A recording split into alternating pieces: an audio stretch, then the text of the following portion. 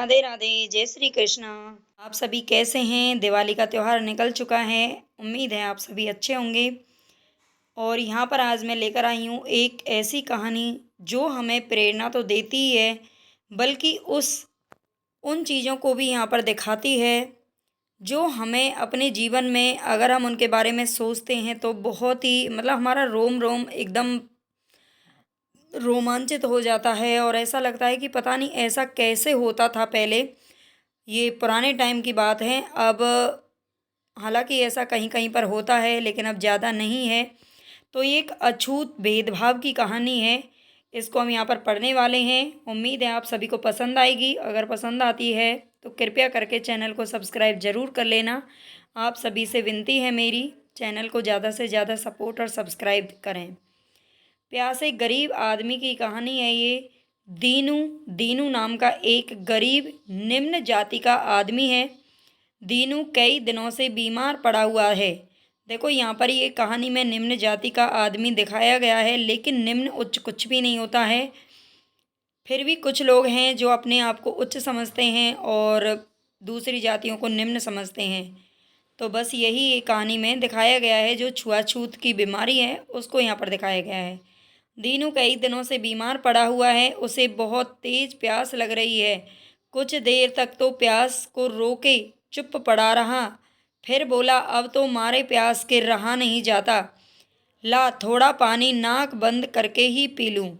इसका मतलब यह है कि उसके घर में जो पानी था वो बहुत गंदा था, उसमें से बदबू आ रही थी। पानी पिया नहीं जा रहा था। और आगे देखते हैं। जुनिया उसकी पत्नी का नाम होता है। तो जुनिया ने पानी नहीं दिया। खराब पानी से बीमारी बढ़ जाएगी ये तो वो जानती थी, परंतु यह नहीं जानती थी कि पानी को उबाल देने से उसकी खराबी खत्म हो जाएगी। उसने गंदा पानी अपने पति को पीने के लिए नहीं दिया, क्योंकि वो समझती थी कि एक तो वो वैसे ही बीमार हैं, ऊपर से अगर मैला और गंदा पानी पिएंगे तो और ज़्यादा बीमार हो जाएंगे। बोली, ये पानी कैसे पियोगे? ना जाने कौन जानवर मरा है कुएं से, मैं दूसरा पानी ला देती हूँ। दीनू ने आश्चर्य से उसकी ओर देखा और पूछा, पानी कहाँ से लाएंगे?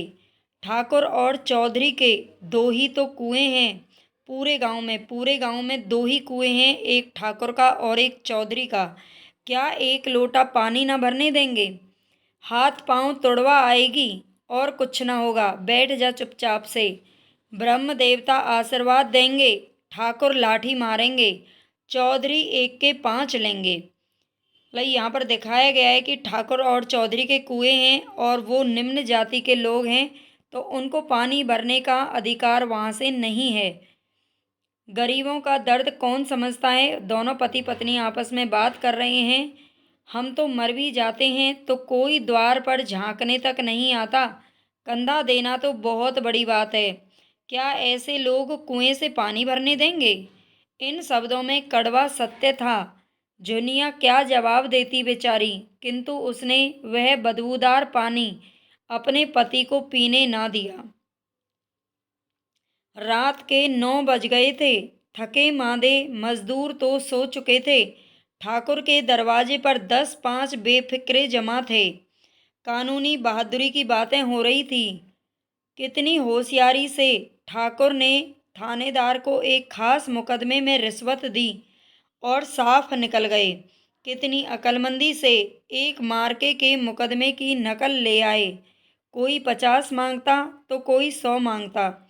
इसी समय चुपके से जुनिया कुएं से पानी लेने पहुंच जाती है। कुएं से पानी लेना मतलब सांप के बिल में हाथ डालने जैसा था। कुप्पी की धुंधली रोशनी कुएं पर आ रही थी। जुनिया कुएं से थोड़ी दूर एक पेड़ की आड़ में बैठी मौके का इंतजार करने लगी। दूसरी औरतें पानी भर रही थी, किसी को रोका नहीं। सिर्फ ये बदनसीब पानी नहीं भर सकते, सिर्फ निम्न जातियों के लिए वहाँ पर रोक टोक थी, बाकी सबको पानी भरने दिया जाता था। जुनिया का दिल रिवाजी पाबंदियों और मजबूरियों पर चोटें करने लगा। हम क्यों नीचे और ये लोग क्यों ऊंचे, वो अपने मन में ये सब बातें सोच रही थी। इसलिए ये लोग गले में तागा डाल लेते हैं, यहाँ तो जितने हैं एक से एक छंटे हैं। चोरी ये करें, जाल फरेब ये करें, झूठे मुकदमे ये करें। अभी इस ठाकुर ने तो उस दिन बेचारे गडरिये की भेड़ चुरा ली थी और बाद में उसे मारकर खा गया। इन्हीं पंडित के घर में तो 12 मास जुआ चलता है। यही साहू जी तो घी में तेल मिलाकर बेचते हैं। काम करा लेते हैं, मजूरी देते नानी मरती है इनकी।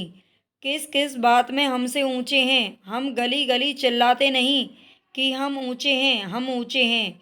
कभी गांव में आ जाती हूँ तो रस भरी आंख से देखने लगते हैं, जैसे सबकी छाती पर सांप लौट गए हों। कुएं पर किसी के आने की आहट हुई। जुनिया की छाती धक धक करने लगी। कहीं कोई देख लेगा तो गजब हो जाएगा। एक लात भी तो नीचे ना पड़े। उसने घड़ा और रस्सी उठा ली और झुककर चलती हुई एक वृक्ष के अंधेरे साए में जा खड़ी हुई। कब इन लोगों को दया आती है किसी पर। बेचारे महंगू को इतना मारा कि महीनों तक लहू थूकता रहा। इसीलिए तो कि उसने बेगार न दी थी। इस पर ये लोग ऊंचे बनते हैं। कुएं पर स्त्रियां पानी भरने आई थी, उनमें बातें हो रही थी। खाना खाने चले और हुक्म हुआ कि ताज़ा पानी भर लाओ। घड़े के लिए पैसे नहीं हैं। हाँ, यह तो ना हुआ कि कलसिया उठाकर भर लाते। बस हुक्म चला दिया कि ताज़ा पानी लाओ, जैसे हम लौंडियां ही तो हैं। ये वो स्त्रियां जो कुएं पे पानी भर रही थी, वो आपस में बातें कर रही थी। लौंडिया नहीं तो और क्या हो तुम। रोटी कपड़ा नहीं पाती, 10-5 रुपए भी छीन झपट कर ले ही लेती हो। 1 मिनट।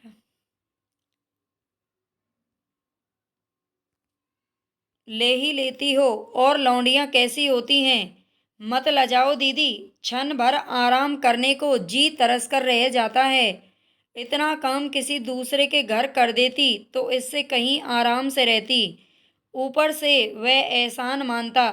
यहाँ काम करते करते मर भी जाओ पर किसी का मुंह ही सीधा नहीं होता।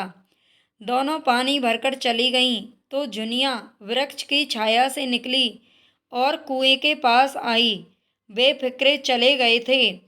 ठाकुर भी दरवाजा बंद करके अंदर आंगन में सोने जा रहे थे। जुनिया ने क्षणिक सुख की सांस ली। किसी तरह मैदान तो साफ हुआ। अमृत चुरा लाने के लिए जो राजकुमार किसी जमाने में गया था, वह भी शायद इतनी सावधानी के साथ और समझ बूझकर ना गया होगा। जुनिया दबे पांव कुएं पर चढ़ी।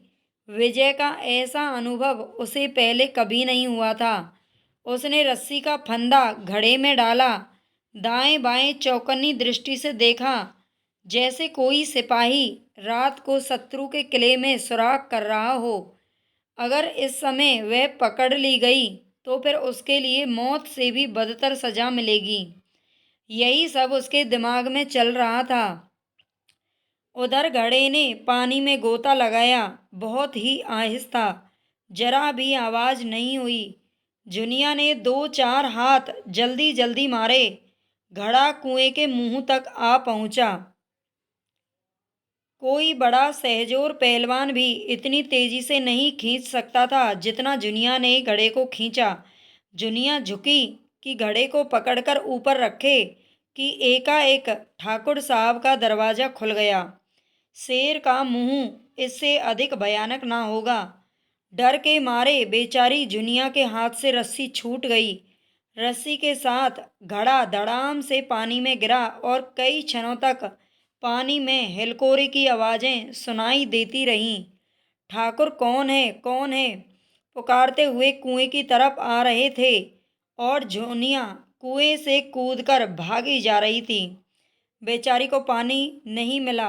वो उसका घड़ा डर के मारे पानी में ही गिर गया और वह वहां से भाग गई।